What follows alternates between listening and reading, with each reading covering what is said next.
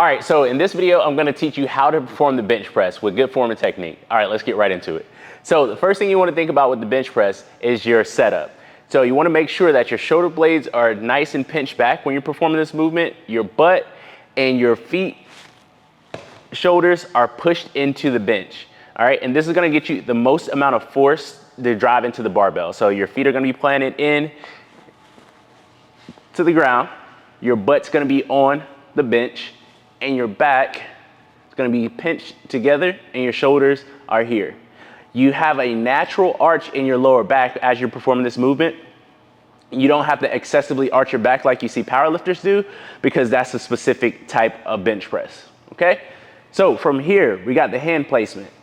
Just like with the other barbell movements, we want our hands to be about a thumb's width away from the edge of the knurling here.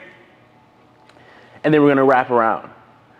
When we're set up on this bench, we want our eyes to be directly under the bar or just slightly below the bar. This is gonna allow you to have the best type of push off from this point. From here, you're just gonna do a slight tricep extension off, keeping the elbows locked out the whole entire time. As you bring the barbell over your shoulders, this is gonna be your starting position. From here, you're gonna take a deep breath in, and you're gonna lower the barbell to your sternum, keeping your elbows at about a 45-degree angle, and then you're gonna drive up and drive the bar right back over your shoulders.